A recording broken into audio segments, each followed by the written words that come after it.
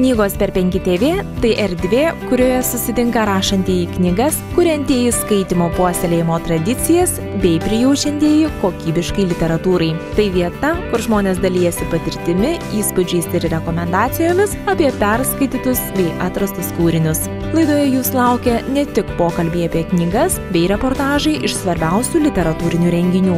Knygos per 5 TV – tai tavo gerų knygų gidas.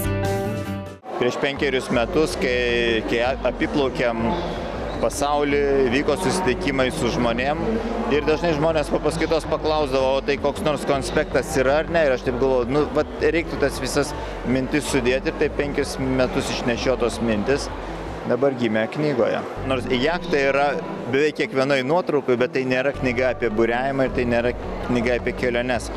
Tai yra tik tai metafora. Kelionė tai yra gyvenimas. Ir jachta tai yra įmonė.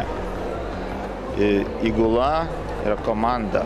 Ir vadovas yra kapitonas. Ir per visą šitą metaforą visi nuotykiai taip pat ir išsilukštena. Todėl tai yra aš manau, kad tai yra pirmas lietuviškas vadybos vadovėlis. Kaip surinkti komandą, kaip ją motyvuoti, kaip iškelti tikslus ir kaip tuos tikslus pasiekti.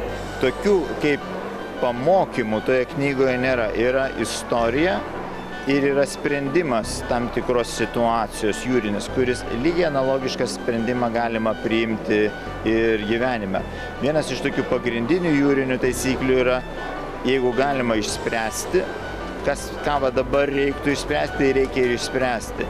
Ne komitetą kurti, komisiją ir darant jos dar vieną komisiją ir atidėti pusę metų, bet jeigu reikia, ir išspręsti, nes artėjant audrai, jeigu tu neišspręsi to klausimo, žūsi toje audroje.